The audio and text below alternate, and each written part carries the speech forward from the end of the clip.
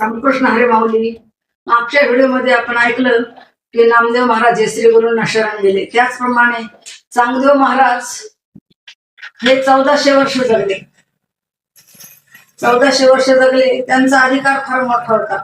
ते 6 महिने समाधीस्थ राहायचे आणि 6 महिन्यांनी समाधीतून उठल्यानंतर गावामध्ये जेवढे माणसं मेलेले असतील तेवढ्यांना ते जिवंत करायचे.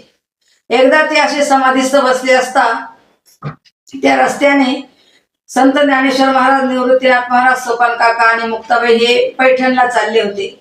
मुक्ताबाईने विचारले की दादा हे काय आहे? तेव्हा ज्ञानेश्वर महाराजांनी सांगितलं की बाई, हे चांगदेव महाराज आहेत. हे 6 महिने समाधीस्थ राहतात आणि त्यानंतर ही जी मेलेली माणसे असेल त्यांना जिवंत करतात. मुक्ताबाई म्हणू लागले की त्यासाठी एवढे 6 महिने कशाला? मी यांना आता सर्वांना जिवंत करते. म्हणून मुक्ताबाईने त्या सर्व प्रेतांना जिवंत केलं आणि ते पैठणला निघून गेले. 6 महिन्यानंतर जेव्हा चांगदेव महाराज समाधीतून उठले आणि बघता तो एकही प्रेत नाही, तेव्हा गावातील लोकांना विचारू लागले की ह्या 6 महिन्यात कुणीच मेलं नाही का? ते म्हणाले की बरेच जण मेलेले होते, परंतु मुक्ताबाई, सोपान काका, ज्ञानेश्वर महाराज आणि निवृत्तीनाथ महाराज हे 4 भावंड आपल्या गावात आले होते आणि त्या मुक्ताबाईने या सर्व प्रेतांना जिवंत केलं. मग चांगदेव महाराजांना असं वाटलं की ही कोण भावंड आहेत, म्हणून आपण त्यांना भेटायला जावं.